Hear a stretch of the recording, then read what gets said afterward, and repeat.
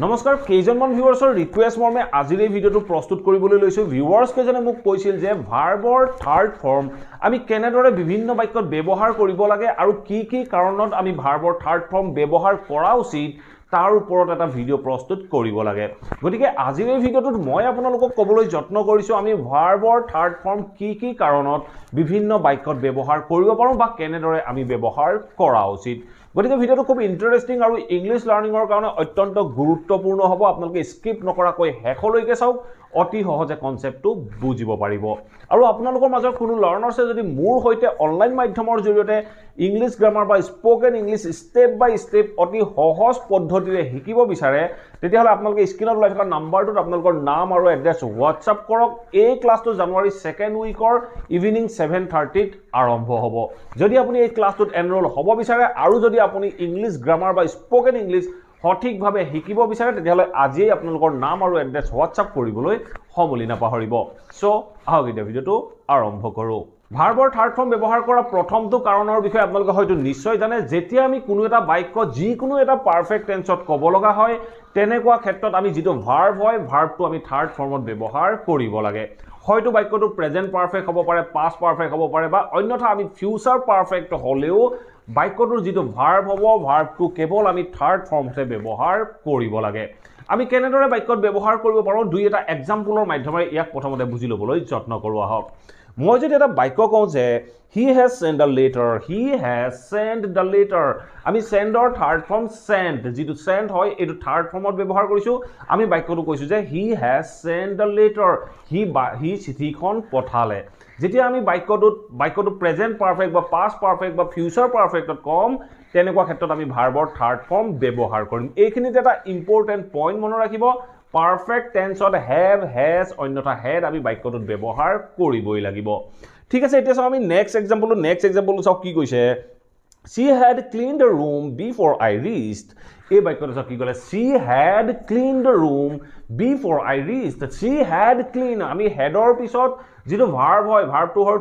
ক্লিনৰ third form আমি cleaned ব্যৱহাৰ কৰিছো আমি বাক্যটোত কৈছো যে she had cleaned the room তাই ৰুমটো সাফ কৰিছিল before I reached মই গৈ পোৱাৰ আগতেই তাই ৰুমটো সাফ কৰিছিল এনে ধৰণে আমি পাষ্ট পাৰফেক্টত ক'বৰ বাবেও ভাৰ্বৰ থাৰ্ড ফৰ্ম ব্যৱহাৰ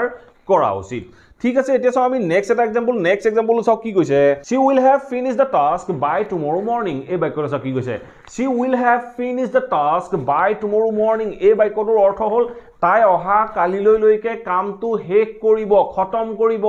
এনে ধৰণে আমি যেতিয়া ভৱিষ্যতে কামটো সম্পূৰ্ণ হ'ব বুলি কম তেনেকুৱা ক্ষেত্ৰত আমি ফিউচাৰ পাৰফেক্ট টেন্স ব্যৱহাৰ কৰোঁ সো আমি কৈছো যে she will have ফিনিশ কোৱা নাই আমি ফিনিশৰ থাৰ্ড ফৰ্ম ফিনিশড ব্যৱহাৰ কৰিছো যেতিয়া আমি বাক্যটোত have has had ব্যৱহাৰ কৰিম তাৰ পাছত যেটো ভাৰ্ব আহিব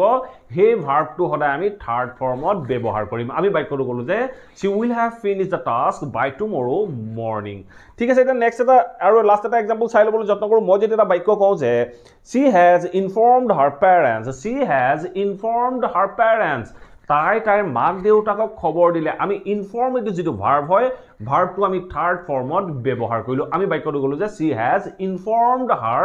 parents তাই মাক দেউতাকক খবৰ দিলে ঠিক আছে এতিয়া চাও আমি ভাৰ্বৰ থাৰ্ড ফৰ্ম ব্যৱহাৰ কৰা অন্যটো কাৰণ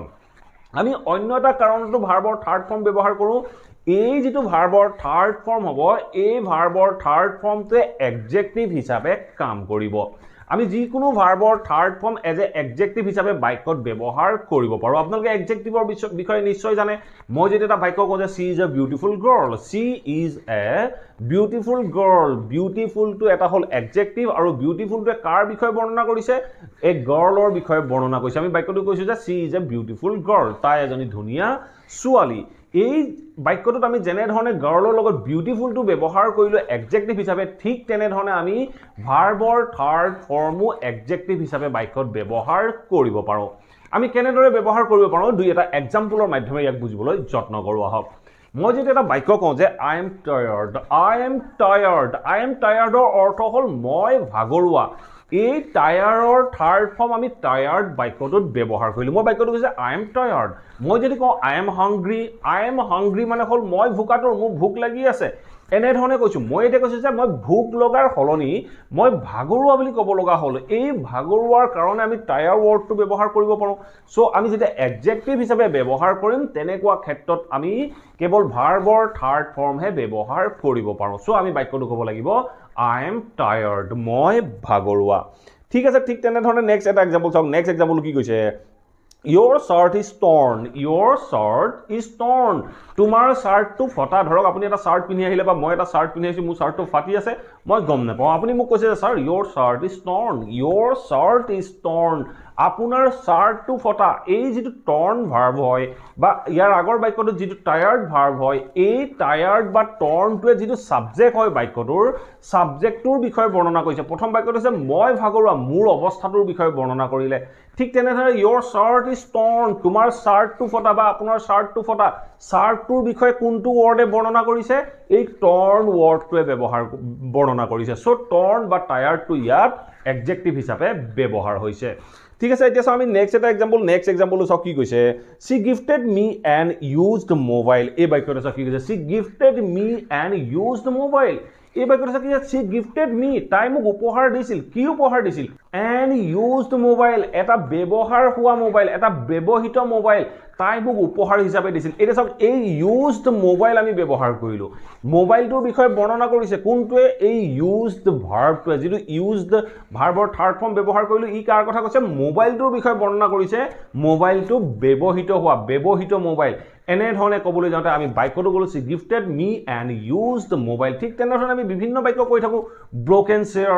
এনে ধৰণে আমি কওঁ broken chair মানে ভঙা চকী চকীখনৰ বিষয়ে বৰ্ণনা কৰিছে brokenটোৱে এনে ধৰণে আমি ভাৰ্বৰ থাৰ্ড ফৰ্ম এডজেক্টিভ ৰূপে ব্যৱহাৰ কৰিব পাৰোঁ ঠিক আছে আৰু অন্য এটা এক্সাম্পল চাই ল'বলৈ যত্ন কৰোঁ নেক্সট এটা এক্সাম্পল মই যদি কওঁ the injured man went to hospital the injured man went to hospital injured man injured মানে কি আঘাত পোৱা injured man injured টো কাৰ বিষয়ে বৰ্ণনা কৰিছে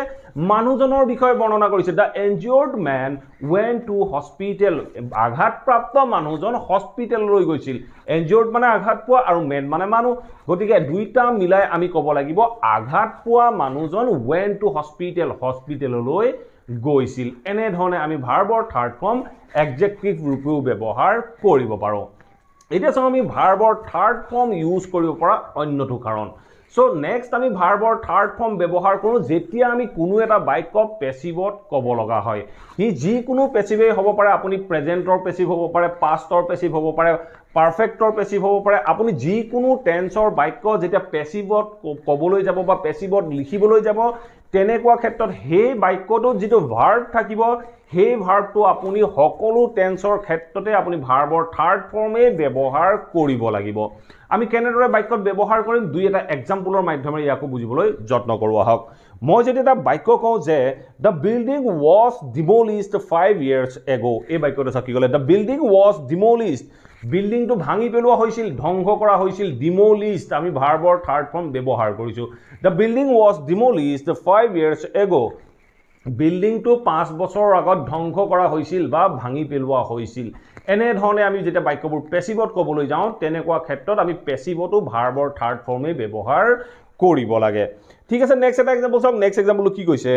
the arrested boy has been sent to jail এই বাক্যটো চাওক কি ক'লে the arrested boy has been sent to jail arrested boy মানে এৰেষ্ট হোৱা ল'ৰাজন ইয়াৰ আগৰ যিটো টপিক বা যিটো পইণ্ট আছিলে সেই পইণ্টত মই কৈ আহিছিলোঁ যে ভাৰ্বৰ থাৰ্ড ফৰ্ম আমি এডজেক্টিভ হিচাপে ব্যৱহাৰ কৰোঁ তেতিয়া আমি কৈছোঁ যে the arrested boy arrest হোৱা ল'ৰাজন has been sent to jail জেললৈ পঠিওৱা হ'ল প্ৰেজেন্ট পাৰফেক্টৰ এটো পেছিভ ভইচ সো আমি বাক্যটো ক'লো যে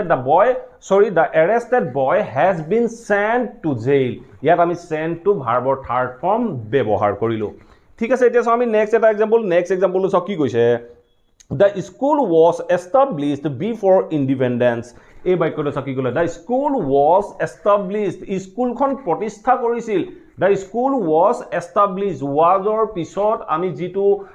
verb হয় verbটো আমি থাৰ্ড ফৰ্মত কৈছো the school was established before independence মানে স্বাধীনতাৰ আগতেই স্কুলখন প্ৰতিষ্ঠা কৰা হৈছিল ঠিক আছে এতিয়া চাও আমি লাষ্ট এক্সাম্পল চাও কি কৈছে the car will be sold soon এই বাক্যটো চাও কি ক'লে the car will be sold soon গাড়ীখন সোনকালেই বিক্ৰী কৰিব সোনকালেই বিক্ৰী কৰা হ'ব এনে ধৰণে আমি যেতিয়া ক'বলৈ যাওঁ আমি যেতিয়া ভৱিষ্যতৰ বাক্য এটা যদি আমি পেছিভটো ক'ব লগা হয় তেনেকুৱা ক্ষেত্ৰত আমি উইলৰ পিছত বি ইউজ কৰো আৰু যেটো ভাৰ্ব হ'ব ভাৰ্বটো কেৱল আমি থাৰ্ড ফৰ্মতে ব্যৱহাৰ কৰিব পাৰো সো মই বাক্যটো ক'লো যে the car will be sold soon গাড়ীখন সোনকালে বিক্ৰী কৰা হ'ব